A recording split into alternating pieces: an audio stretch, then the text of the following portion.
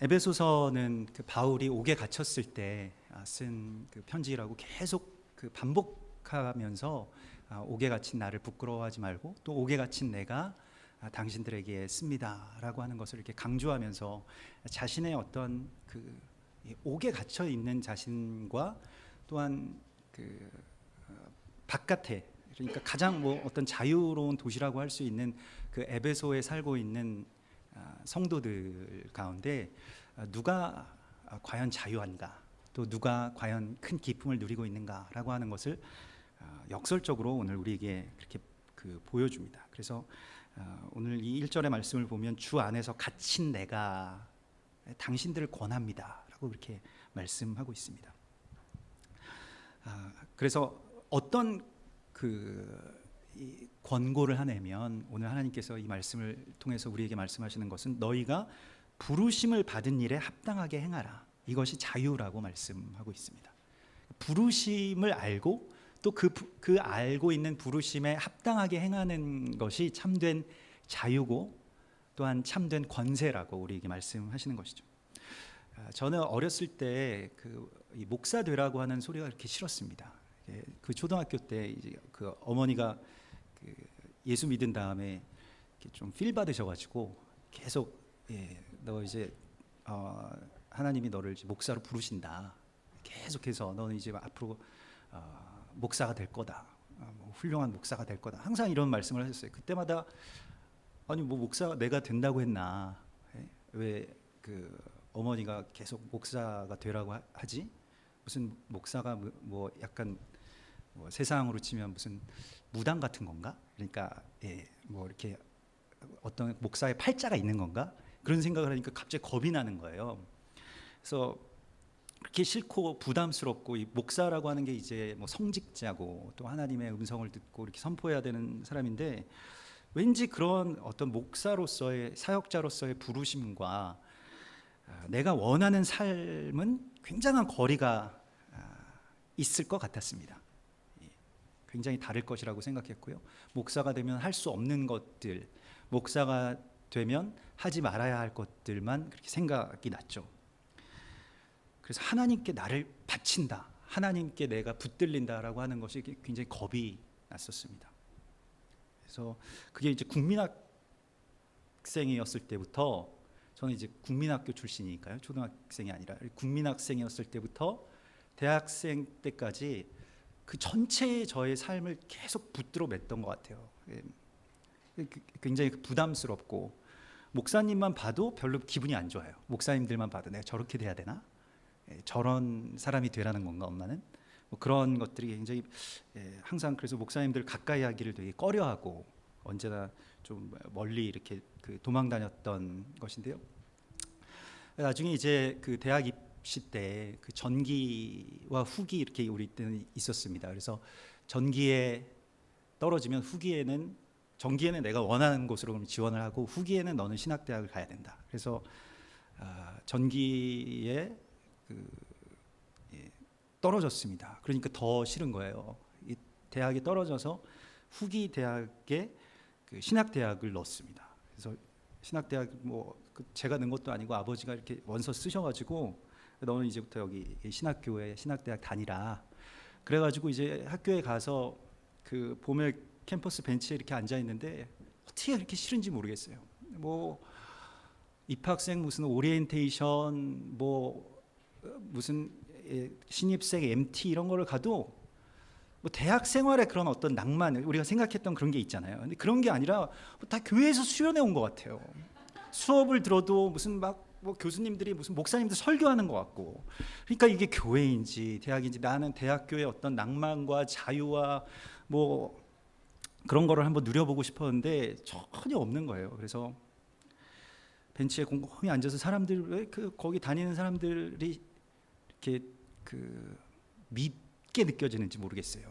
마음이 떠나서 그런지. 그래서 미운 거예요. 그래서 왜 저 사람들은 저렇게 웃으면서 다니지? 뭐가 좋다고 저렇게 막 이렇게 이 학교를 다니냐? 그래서 그 담당 교수님께 찾아갔습니다. 찾아가서 좀 학교를 그만둬야 되겠습니다. 그래서 뭐 그랬더니 왜 그만두냐는 거예요. 그래서 좀 다른 일을 찾아보고 싶다고. 그래서 휴학을 좀 시켜달라 그랬습니다. 그래서 몰래 집안 몰래 휴학을 해서 이제 시험을 다시 볼까 이런 생각을 가지고 휴학을 시켜달라 그랬더니 안 된다는 거예요.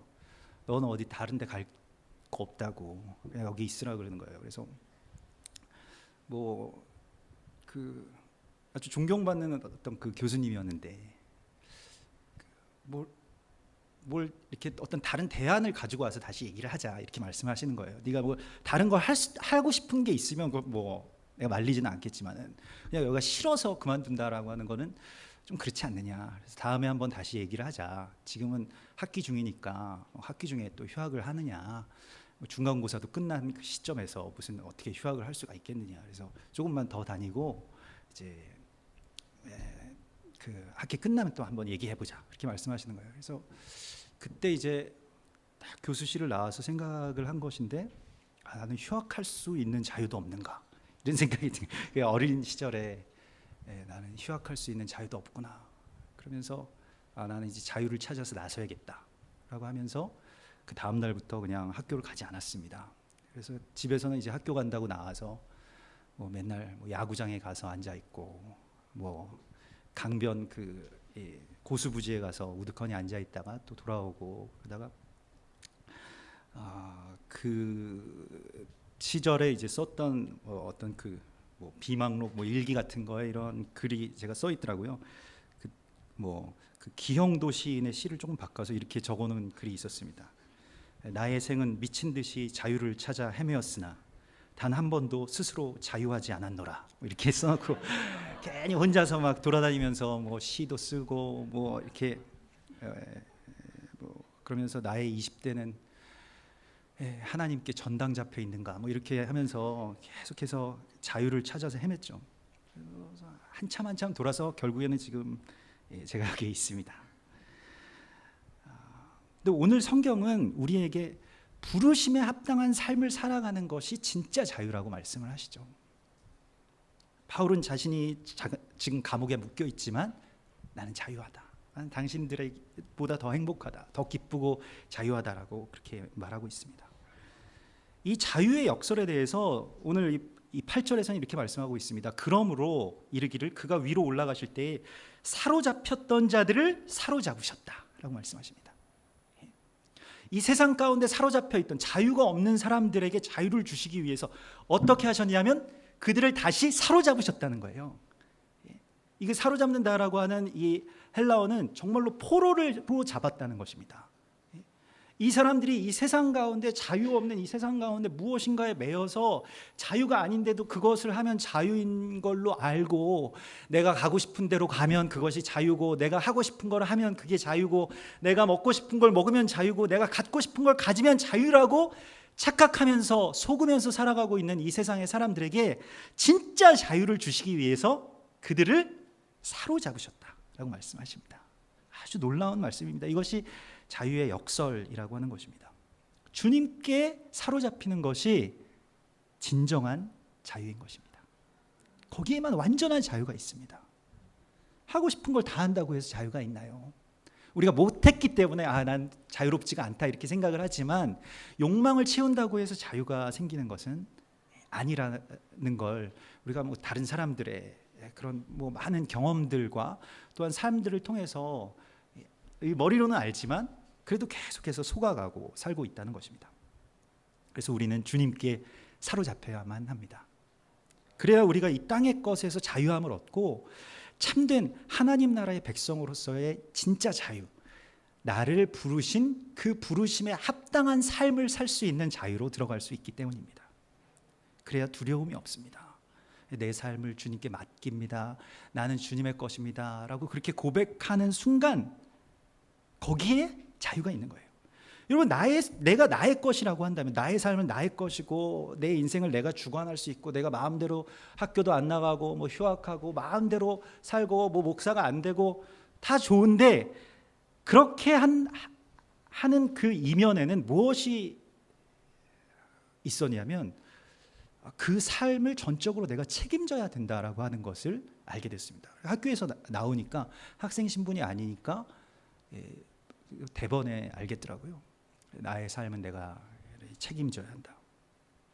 그것이 더 큰 구속이고 계속 악순환으로 이렇게 빠져들게 되는구나라고 하는 것을 알게 됐습니다. 얼마 전에 그 금은방에서 한동안 그 일했던 어떤 그 친구를 만나게 되었는데요. 그 친구가 저에게 그런 얘기를 하더라고요. 금 시세가 떨어질 때 자기가 금을 떨어질 때마다 조금씩 사서 모았다는 거예요. 금은방에서 일할 때마다. 그러니까 뭐 순금이 아니라 그냥 뭐 이렇게 무슨 뭐 14K, 뭐 18K 이런 금들을 사서 모으니까 몇 년 지나니까 집이 온통 금투성이더라는 거예요. 자기 혼자서 살았는데 그래서 이걸 어떻게 뭐 보관을 할 수도 없고 금이 굉장히 많아졌답니다. 그래서 집에서 외출할 때도 겁이 나고 며칠 동안 집을 비우고 여행을 간다라고 하는 것을 생각할 수가 없었답니다. 몇 년 동안 계속 그 금을 가지고 있어야 된다는 것이 뭐 자취방이 그렇게 이 뭐 보안이 훌륭한 것도 아니고 해서 항상 불안하더라는 거예요. 그래서 뭘 이렇게 많이 가지고 산다는 건 참 뭐 많이 있지도 않았지만 그래도 뭐 어느새 막 꽤 많은 금을 가지고 있었던 그때의 그 당시의 상황을 굉장히 부자유했노라고 저에게 제가 목사라서 그런지 그런 얘기를 저에게 해주더라고요. 고린도후서 3장 17절에는 이런 말씀이 있습니다. 주는 영이시니 주의 영이 계신 곳에는 자유가 있느니라 이렇게 말씀하십니다. 그러니까 자유라고 하는 것이 성령께서 계시는 곳이 자유라고 말씀하고 있습니다. 성령의 처소가 되는 것이 자유죠. 그냥 자유가 주어지는 것이 아니고요. 성령께서 우리 안에 거하시면 내가 자유한 것입니다. 그러니까 우리가 지금 자유하지 못한 것은요, 돈이 없어서가 아닙니다. 내가 하고 싶은 걸 못해서가 아니에요. 가고 싶은 대학에 못 가서가 아닙니다. 내일 회사에 가야 되기 때문에 내가 자유하지 못한 것이 아닙니다. 내가 지금 자유하지 못한 것은 성령께서 거하실 수 없게 되었기 때문에 자유하지 못한 것입니다. 성령께 나의 삶을 처소로 내어드리지 못했기 때문에 내 안에도 자유함이 사라지게 된 것입니다. 우리가 그것을 오늘 이 말씀 가운데서 깨달아야 합니다. 그래서 성령님께 여러분의 몸을 맡기십시오. 그리고 삶을 드리십시오. 그렇게 고백하는 겁니다. 그렇게 그 선포로부터 이제 삶이 뒤따라가게 되니까요. 기도할 때마다 성령님, 나는 주님의 것입니다. 성령님, 내 몸과 내 삶을 주님의 처소로 내어드립니다. 그냥 그렇게 기도하시는 거예요. 그러면 성령님이 들어오셔서 인도하십니다. 제가 다시 그 20대 전반을 그래서 계속 그렇게 어떻게든 자유를 찾아서 이렇게 헤매다가 어떻게 어느 날 돌아와야 되겠다 이런 기도를 하게 된 결정적인 계기가 뭐 큰 계기는 아니었습니다. 근데 교회에 어떤 후배가 있었는데 같이 이제 뭐 그 유치부 교사로 봉사하던 어떤 후배인데 뭐 저는 이제 안경 후배라고 불렀어요. 그러니까 안경 끼고 굉장히 뺀질뺀질하고 이렇게 뭐 그 항상 자기 삶을 이렇게 잘 관리하는 그런 후배였습니다. 그래서 항상 안경 후배가 어느 날 저에게 오더니 형은 내가 본 사람들 중에서 제일 자유인인 것 같아요. 이렇게 얘기를 하는 거예요. 그래서 딱 그 말을 들었을 때 뭔가 이렇게 뭐 그 친구는 그 후배는 뭐 이렇게 악담으로 한 건 아니겠지만 굉장히 당신은 삶에 있어서 아무 계획도 없고 책임도 안 지면서 그냥 막 사는 사람처럼 보인다 이렇게 들리는 거예요. 저의 속으로. 그러니까 제가 그런 생각을 늘 갖고 있어서 그렇게 들렸겠죠. 그냥 당신은 아무렇게나 막 살아가고 하는구나. 참 우습구나. 이렇게 그냥 들린 거예요. 제가. 그래서 그날부터 성령님께 구했습니다. 제가 나는 주님의 것이니까요. 주님께서 마음대로 하십시오. 항복입니다. 더 이상 내가 찾던 자유는 정말 내가 적어놨던 것처럼 한 번도 스스로 자유한 적이 없었습니다. 라고 그렇게 말씀드렸어요. 부모님 몰래 학교를 그만둬도 자유가 없더라고요. 사로잡힌다라고 하는 말은 포로가 된다라고 하는 의미도 있지만 그 사람을 정말로 사랑하게 된다라고 하는 의미도 또한 가지고 있는 것입니다. 예수님을 정말 사랑하게 되면 예수님께 사로잡히게 됩니다. 성령님을 정말 내가 기뻐하고 사랑하게 되면 그분에게 사로잡히게 됩니다. 이제 정말로 내가 주님께 사로잡히기를 원한다고 말씀하십시오. 그렇게 고백하십시오. 그렇게 기도하십시오. 그것이 우리에게 참된 자유를 주신다고 말씀하십니다. 그래서 오늘 예수님께서 하늘로 올라가시면서 두 가지를 하셨는데, 사로잡혔던 자들을 사로잡으시고 또한 그들에게 선물을 주셨다라고 이렇게 말씀하시죠. 오늘 이 8절의 말씀에서 그 사람들에게 사로잡으셔서 예수님께 사로잡힌 사람들에게는 뭘 주시냐면 선물을 주신다는 거예요. 예수님께 사로잡힌 사람들에게 주시는 선물은 무엇이겠습니까? 성경에서 나온 것과 같이 성령을 선물로 주시는 것입니다. 누가복음 11장에 너희가 악할지라도 좋은 것을 너희 자녀들에게 줄 줄을 알거든 하물며 하늘에 계신 하늘 아버지께서 구하는 자에게 성령을 선물로 주시지 않겠느냐, 이렇게 말씀하십니다. 그러니까 우리가 예수 그리스도를 정말로 사랑함으로 사로잡히면 예수님께서는 그냥 우리에게 그래 날 사랑하는구나, 뭐 내가 좀 사랑할 만하지, 이렇게 말씀하시는 것이 아니라 성령을 선물로 주신다는 것이죠.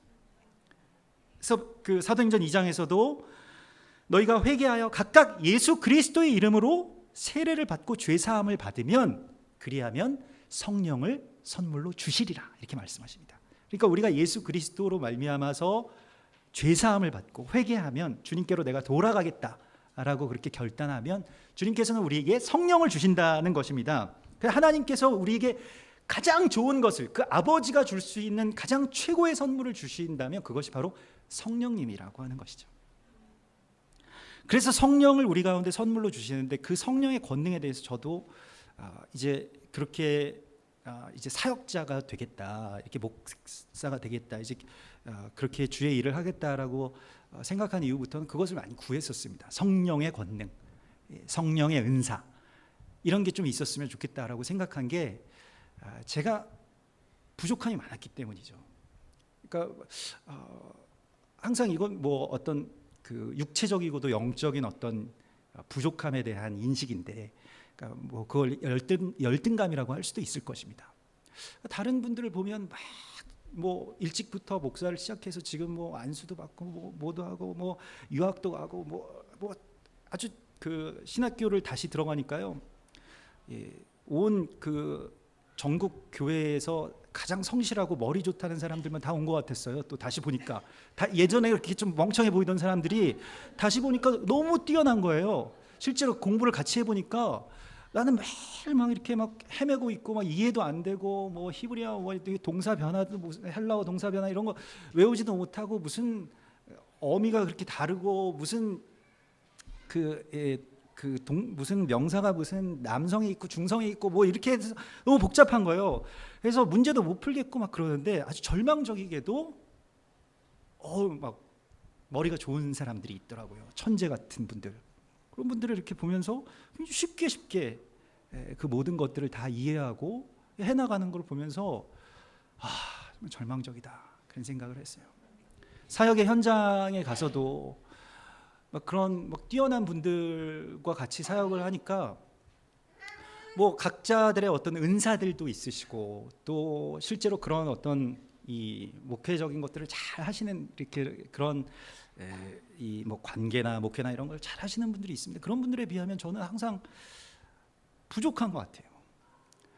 그리고 뭐 어떤 부서는 얼마나 부흥했다더라, 뭐 어땠다더라, 뭐 이런 말이 나오는데 항상 우리 부서, 우리 교구는 항상 너 때문에 교인들 다 도망간다, 뭐 이런 소리를 듣고 뭐 제가 아주 심하게 들은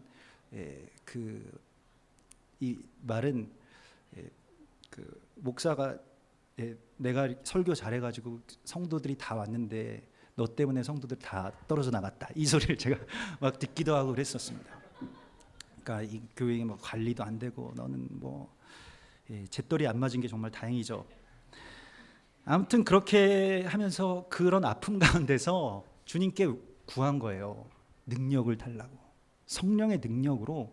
마치 저의 그 어린 아들이 막 그 파워레인저의 그 힘을 구하는 것처럼 나는 막 파워레인저가 될 거야 맨날 하면서 난 파워야 막 맨날 이런 얘기를 했거든요.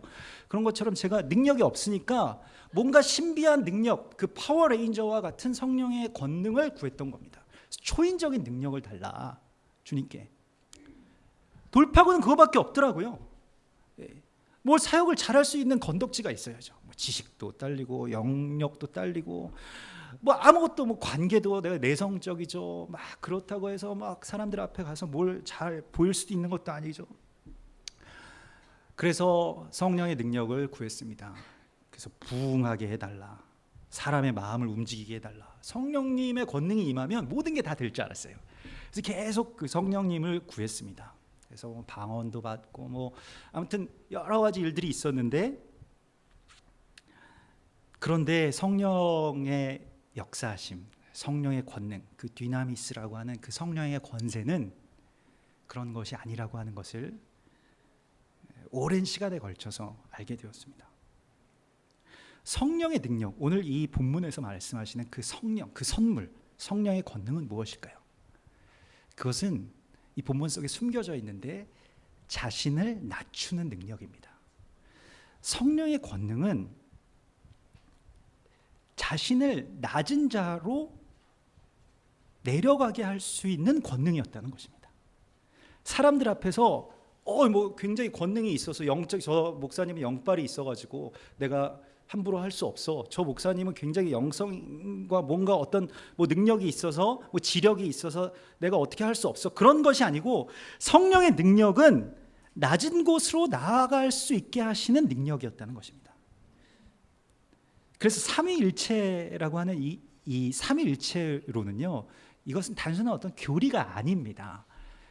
제가 최근에 들은 아주 감동적인 말씀 가운데 하나는 삼위일체는 교리가 아니라 삼위일체는 살아내는 것이라고 말씀을 하시더라고요. 어떤 그 신학자 한 분이.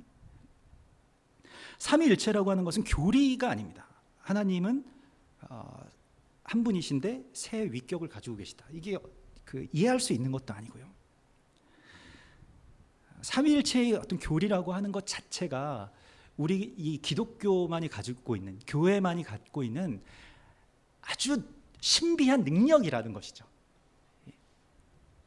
그래서 이것은 하나님의 의지인데요, 사랑이신 하나님의 의지인데, 하나님께서 스스로 있으신, 스스로 존재하는 그 하나님께서 자신을 존재하게 하시는 어떤 의지라는 것입니다. 그것을 그냥 한 분 하나님으로 존재하게 하시지 않고 세 분 하나님으로, 그런데 그 세 하나님이 한 분 하나님이신 것으로 그렇게 존재하도록 우리에게 보여주시면서 우리에게 나를 본받으라, 나와 같이 되라, 우리와 같이 살아라 라고 말씀하시는 것이죠. 그렇게 초대하시는 것입니다. 그것이 삼위일체입니다. 뭐 삼위일체의 어떤 교리에 대해서는 복잡하기도 하고, 또 뭐 신학적인 어떤 책들을 찾아봐도 읽으면 읽을수록 이해가 되질 않아요. 무슨 얘기인가? 계속 맴도는 무슨 그 무한대의 띠와 같이 그렇게 되어버립니다. 근데 뭐 아시고 싶으신 분들은 뭐 책들을 찾아보셔도 좋을 것 같은데요. 하나님께서 당신을 나타내시는 가장, 당신에게로 우리를 초청하시는 가장 큰 사랑의 음성이 바로 삼위일체라고도 할 수 있겠습니다. 그래서 이 삼위일체, 그러니까 이 성령의 권세는 어떠한 것이냐면, 하나님께서는 그 높은 보좌에서 엄청난 권세를 가지고 계신데 우리에게 나타나지 않으셨습니다. 나타나지 않기로 결단하셨죠. 그리고 대신 그 아들을 우리에게 보내주셨습니다. 그런데 그 아들은 또 이 땅 가운데 오셔서 이런 말씀을 하셨어요. 아버지의 뜻이 아니고서는 아들은 그 뜻대로 행하지 않는다라고 말씀하시죠. 사실은 이 세상을 창조한 그 창조주가, 우리는 뭐 우리가 약간 이 인식적으로 이제 가부장적인 이 사회에 살고 있어서 살았어서 그런지 몰라도 아버지가 제일 큰 분이고 아들은 좀 낮다 이렇게 생각하지만, 그 아들이신 예수 그리스도께서, 성경의 어떤 그런 신학적으로 보면 이 세상을 창조하신 거예요. 그래서 만물이 그로 말미암지 않고는 창조되지 창조된 것이 없다라고 말씀하셨거든요. 그러니까 예수님께서 말씀으로 이 세상을 창조하셨지만 그것을 다 감추시고 이 땅 가운데서는 아버지의 뜻대로만 내가 한다. 그리고 보혜사 성령님, 그분은 너희가 나의 뜻은 거슬러도 되지만 그분의 뜻은 거스르지 말아라 라고 그렇게 말씀하시면서 그 삼위일체의 주님들께서는 그러니까 하나님, 성부, 아버지 하나님, 그리고 아들이신 예수 그리스도, 그리고 성령이신 그 가장 큰 권능을 가지고 계신 그 보혜사 성령님께서는 자신의 그 큰 권능으로 막 사람들을 휘몰아치고 막 다 쓰러뜨리고 뭐 마음을 정말로 마인드 컨트롤 하듯이 막 움직여서 사람들을 뭐 자기의 종처럼 뭐 다스리고 그렇게 하시지 않고 한 사람 한 사람을 보면서 애통하는 마음으로 울면서 기도하신다고 말씀하십니다. 그 권능으로요. 이것이 성령의 능력입니다. 성령께서 우리 가운데 임하시면요, 우리가 스스로를 낮은 곳으로 나아갈 수 있게 되는 권세를 얻을 수 있습니다. 이것은 사람의 힘이 아닙니다. 자연스러운 일이 아니에요. 이것은 능력입니다.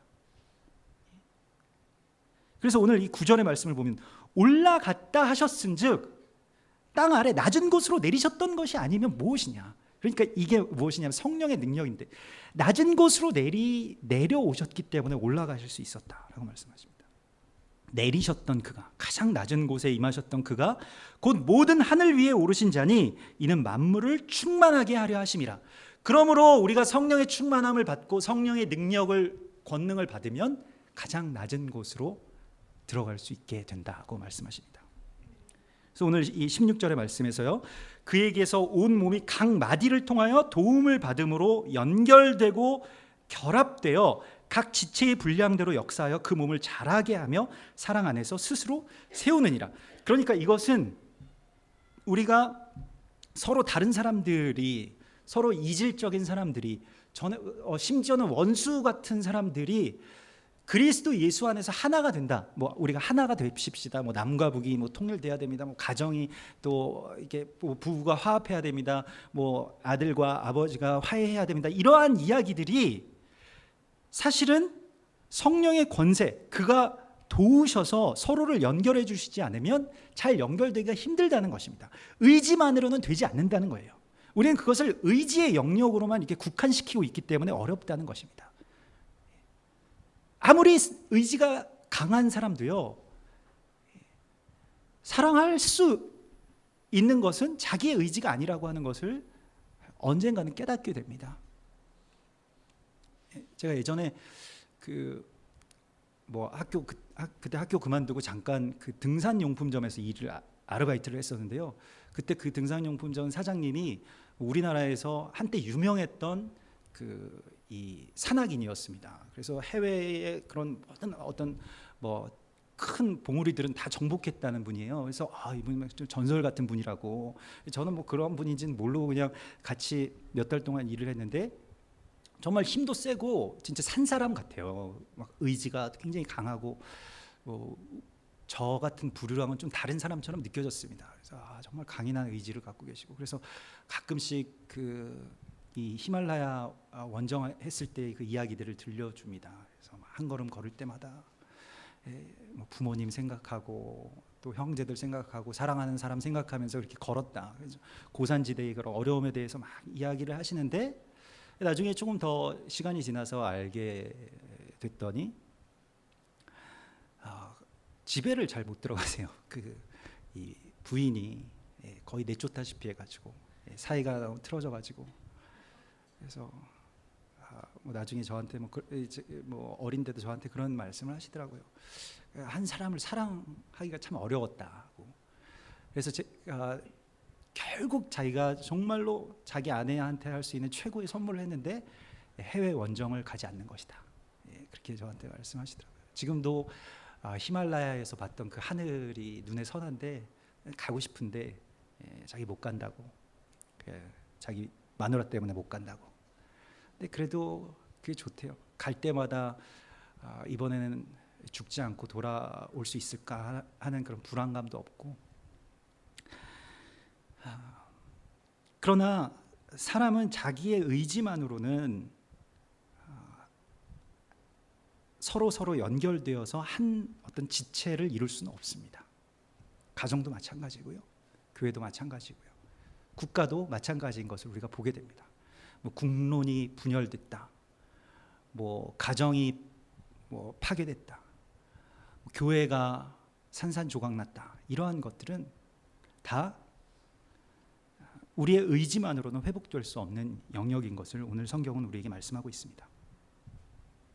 그래서 우리에게 성령이 필요한 것이죠. 성령의 능력이 내가 나의 것을 포기할 수 있는 것. 내가 산에 올라가면 참 좋지만 아내를 위해서 포기할 수 있는 것. 내가 이것을 가지면 정말 좋지만 다른 사람들을 위해서 포기할 수 있는 것. 그것이 바로 성령의 능력이라고 말씀하고 있습니다. 누가복음 22장에 보면 최후의 만찬 장면이 나옵니다. 그래서 정말 예수님께서 비장한 아주 비참한 심정으로 너희 중에 한 사람이 나를 팔게 될 것이다. 그래서 제자들이 심히 근심을 하면서 나는 아니지요, 나는 아니지요 이렇게 말하면서 분위기가 그래도 뭔가 그 수련의 마지막 날 분위기처럼 그래도 뭔가 좀 좋았습니다만은 갑자기 구석에서부터 소동이 일어나기 시작했습니다. 그러면서 누가복음 22장에 굉장히 어떻게 이런 일이 있을 수 있는가 하는 어떤 한 사건이 일어나는데 그 최후의 만찬장에서 누가 크냐라고 하는 논쟁이 시작됐습니다. 과연 여기서 누가 제일 높은 자리, 서열 여기 다시 정하자. 지금 뭐냐면 이 6월절 만찬은요, 성경 읽어보시면 알겠지만 이렇게 거의 누워서 반쯤은 누워서 먹는 겁니다. 그러니까 다 누워 있고 누워서 먹는 사람들은 먹고 서빙하는 사람들은 따로 있다는 거예요. 그러니까 뭐 베드로 같은 사람들은 뭐 이렇게 누워 있고 뭐 나는 뭐 막내라고 지금 뭐 고기 구워오라고 그러냐, 나는 이거 먹을 줄 몰라서 지금 이 포도주 잔을 기울이지 못하는 거 같냐, 뭐 이러면서 서열이 누구냐, 이게 지금 누가 누워 있어야 되고 누가 뛰어다녀야 되냐, 이거에 대해서 막 서로 이제 싸우기 시작한 겁니다. 최후의 만찬에서 우리가 좀 가려져 있었던 사건이죠. 그런 일들이 실제로 일어난 거예요. 그래서 막 그렇게 서로 싸우고 내가 더 높지 않냐, 내가 나이는 어리지만 기수는 먼저다, 뭐 그런 거 있잖아요. 내가 지금 제자로서 지금 넘버 3인데 너보다 어리다고 해서 내가 고기 구워와야 되겠냐, 이런 것들이 이제 막 정리가 안 되는 겁니다. 그래서 예수님께서, 그게 제가 이렇게 지어낸 말이 아니고 예수님께서 말씀하시는 것이, 앉아서 먹는 자가 크냐, 일어서서 섬기는 자가 크냐, 어떤 사람이 큰 사람이냐, 이렇게 제자들에게 물어보시거든요. 그러니까 이거 먹는 것 때문에 싸웠다는 거예요. 누가 서빙을 하냐, 나중에 설거지 누가 할 거냐, 이런 거 가지고 지금 싸웠다는 겁니다. 교회도 굉장히 이거에 대해서 아주 첨예한 문제죠. 이게 굉장히 심각한 문제입니다, 교회 안에서는. 그래서 누가 봉사하냐, 뭐 누구는 왜 안 하냐, 뭐 이런 것들이 다 우리 마음속에 있죠. 그 최후의 만찬 자리에 앉았던 제자들처럼. 그래서 예수님께서 그렇게 말씀을 하시면서 그들 가운데서 누가 크냐 하는 논쟁이 붙어가지고 누가 먹을 것이냐, 누가 누워 있을 것이냐, 다음부터는 어떻게 할 것이냐, 이거 가지고 계속 싸우는데 정리가 잘 안 되는 거예요. 그래서 예수님께서 말씀을 하신 겁니다. 예수님께서 누가복음 22장 25절에 보면 예수께서 이르시되, 이방의 임금들은 그들을 주관하며 그 집권자들은 은인이라 칭함을 받으나 너희는 그렇지 않을지니 너희 중에 큰 자는 젊은 자와 같고. 그러니까 나이 많이 먹은 사람이 봉사해라 이거예요. 젊은 자는, 너희를 다스리는 자는 섬기는 자와 같이 되어야 할 것이다. 그런데 이방의 사람들, 그러니까 여기서 이방이라고 하는 것은, 여러분 성경에서 오해가 없으시기 바랍니다. 이방이라고 하는 것은 뭐 외국인들이 아니고 유대인들이 아닌 어떤 외국 사람들이 아니라 하나님 나라에 속하지 않은 사람들을 말합니다. 그가 이방인이에요. 그 이방인들이 뭘 하냐면, 하나님 나라에 속하지 않은 사람들은 이 세상 임금들, 자기들이 왕이라고 생각하는 사람들은 뭘 하냐면 사람들을 주관하고 싶어 한다는 것입니다. 오늘 이 에베소서 4장 이 본문의 말씀에서도 그러한 이방인의 것에 대해서 나오죠. 이 17절의 말씀을 보면, 너희는 이방인이 그 마음에 허망함 같은 것으로 행함같이 하지 말아라. 그러니까 이방인이라고, 여기서도 이방인은 그런 이방인들이 아닙니다.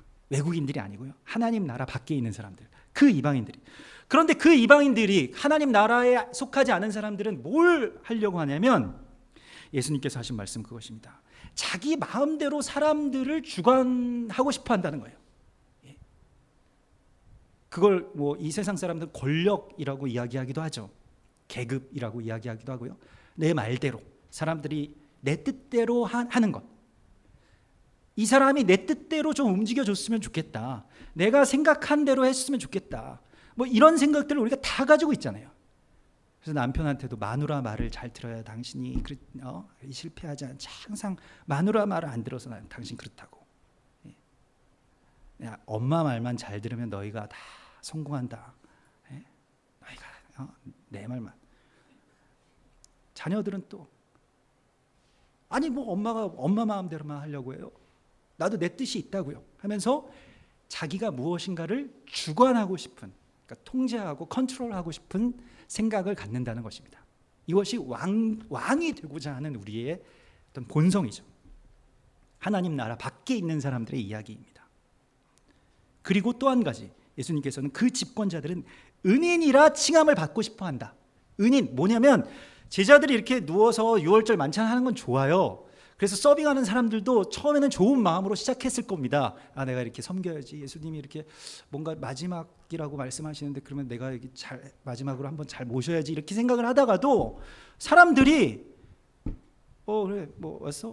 고기가 좀 질기네? 뭐 이런 식으로 오늘은 뭐 맛자가 좀 그러네? 뭐 이런 식으로 고마워하기는커녕 뭔가를 고마워하지는 마음이 없었다는 거예요. 은인이라 칭함을 하질 않았다는 겁니다.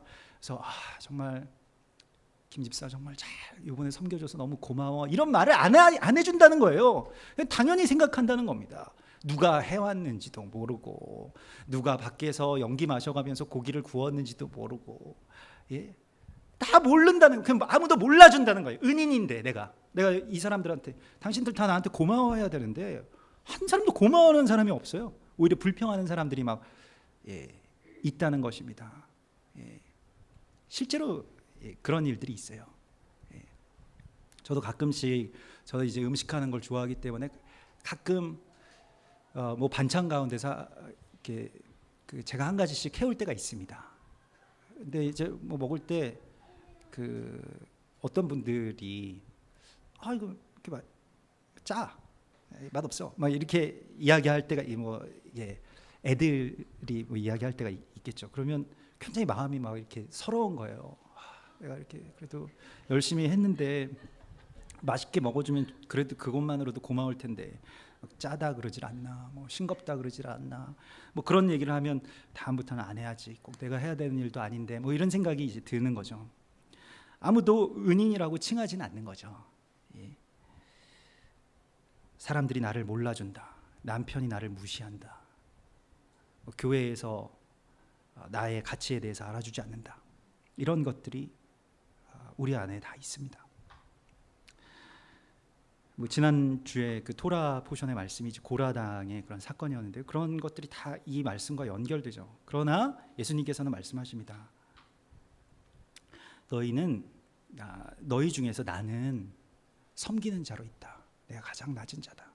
예수님께서 일어나셔서 그럼 내가 그 일들을 하고 그 허드렛 일처럼 보이는 것들을 내가 하겠다. 제자들 발도 씻어주시고요. 그 모든 일들을 그렇게 하시는 거잖아요. 근데 제가 생각했을 때 예수님이 지금 막 제자들이 중에 누가 나를 하나 팔아 넘기고 지금 곧바로 나는 이제 잡혀가게 될 것이다 이런 말씀을 하시는데 제자들이 서열 정리하고 앉아 있으면 정말 우리 다 같이 가서 죽자 이렇게 얘기할 것 같아요. 그냥 뭐 같이 죽자. 너 죽고 나 죽자 그냥. 어차피 조금 있으면 죽을 건데 서열이 무슨 상관이냐 이렇게 얘기할 것 같아요. 제가 생각할 때는 제가 그 당시에 예수님이었으면 분명히 그랬을 겁니다. 그런데 예수님께서는 제자들 그때 말씀하신 것이 꾸짖지 않으시고요. 이렇게 그냥 물으시면서 이렇게 말씀하십니다. 너희는 모두 다 큰 자들이다. 책망하시질 않았어요. 그래서 너희는 나의 모든 시험 중에 항상 나와 함께한 자들인지. 그래서 너희 한 사람 한 사람이 다 이 일들을 이길 수 있는 사람들이야 라고 말씀하시면서 내 아버지께서 나라를 너희에게 맡겨 너희로 내 나라에 있어 내 상에서 먹고 마시며 보좌에 앉아 이스라엘 12지파를 다스리게 하실 것이다. 그래서 너희 큰 자들이다. 너희가 다 큰 자들이다. 이렇게 말씀하시는 거예요. 그래서 너희는 나와 같은 자가 되라. 나와 같이 섬기는 자가 되라. 이렇게 말씀하십니다. 오늘 이 본문의 말씀에서도 우리가 그리스도를 그렇게 배우지 않았다. 그리스도께서는 자신을 한 번도 높여보신 적이 없어요. 우리가 예수님을 지금 섬기지만 예수님께서 당신의 어떤 본질적인 어떤 위엄과 권세를 우리에게 그렇게 자기 스스로, 당신 스스로 자랑하신 적이 없습니다. 항상 자신을 낮추셨죠. 그래서 우리는 그렇게 예수님을 배우지 않았습니다. 너희는 나를 본받으라 이렇게 말씀하십니다. 그리고 우리에게 이렇게 말씀하시죠. 너희는 새 사람을 입으라. 에베소서의 이 새 사람은요, 그 자체가 한 새 사람입니다. 그러니까 에베소서 우리 2장 14절 15절의 말씀, 그 한 새 사람의 의미가 바로 여기에 있는 것입니다. 너희가 새 사람을 입으라. 그러니까 내가 어떤 개인으로서 사람들을 주관하고 사람들한테 칭찬을 받고 사람들이 나를 고마워하는 것, 그것은 이방의 왕들이 하는 것이고 하나님 나라 밖에 있는 사람들이 하는 것이고, 하나님 나라의 사람들은 어떻게 하느냐, 그리스도 예수를 머리로 모시고 그냥 그 안에서 서로 연결돼서 한 사람을 이루는 거예요. 새 사람을 이루는 것입니다. 그러니까 나와 다른 사람이 구별이 되질 않아요. 서로 돕는 것이죠. 서로 낮아지려고 하는 것이죠. 내가 아닌 그리스도 예수 안에서 한 새 사람을 이루는 것. 원수였던 사람들이 성령의 권능으로 말미암아서 서로 낮춰주고, 내가 용서를 구합니다, 내가 더 아래에 있는 사람입니다 라고 하는 그 놀라운 기적, 그것이 성령의 권능이고 예수님께서 죽으시고 승천하시면서 우리에게 남겨주신 놀라운 선물입니다. 우리는 이 선물을 받은 거예요. 내 의지나 감정이나 머리로는 사랑할 수 없죠. 우리가 유대인들과 이방인들의 문제만 아닙니다. 유대인들이라고 하는 것은 굉장히 어떻게 보면 물론 그 유대인들도 맞지만은 역사적으로나 상징적으로 미워할 사람인 거예요. 자꾸 미운 짓만 하는 사람이 있어요.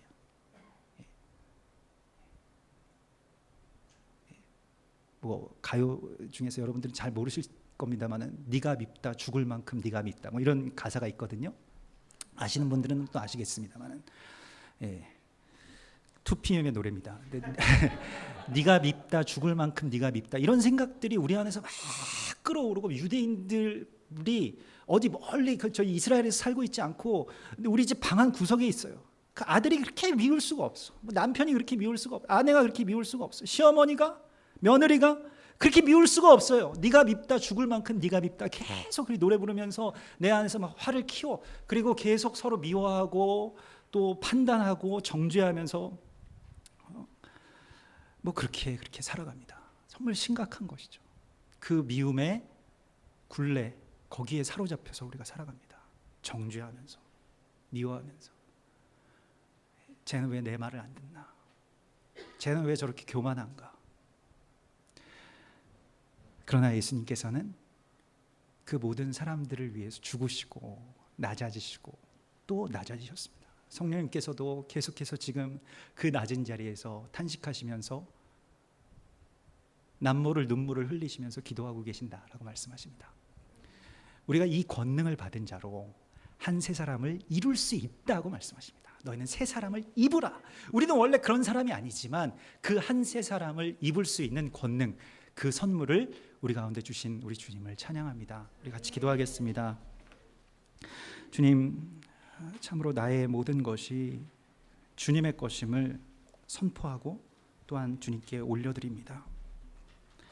나의 삶이 나의 것이 아니고, 나의 의지가 나의 것이 아니고, 나의 감정, 나의 기억, 나의 지식, 이 모든 것들이 다 주님의 것임을 선포합니다. 주님, 이제 내게 오셔서 나의 주관자가 되어 주시옵소서. 성령께서 우리 안에 오셔서 참으로 내가 더 낮아질 수 있는 권세를 허락하여 주시옵소서. 내가 나의 것을 내려놓을 수 있는 참된 자유 가운데로 나아가게 하여 주시옵소서.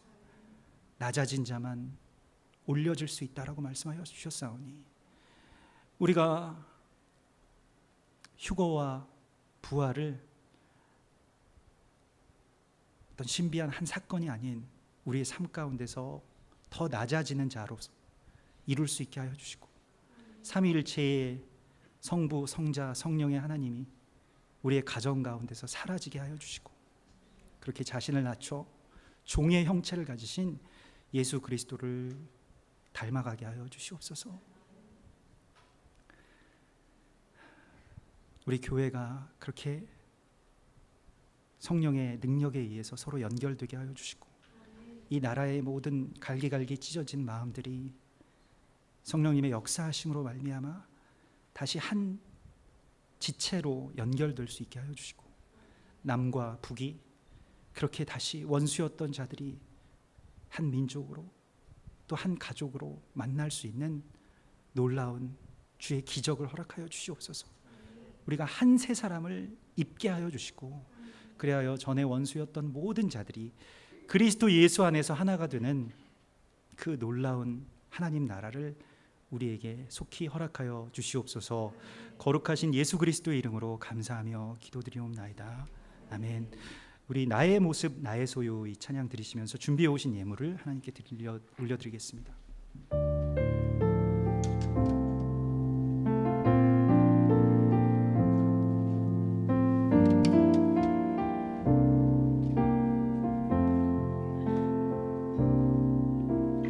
나의 모습 나의 소유 주님 앞에 모두 드립니다.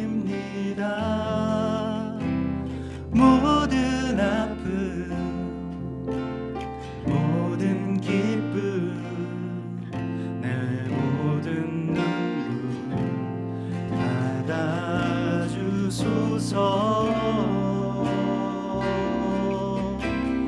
나의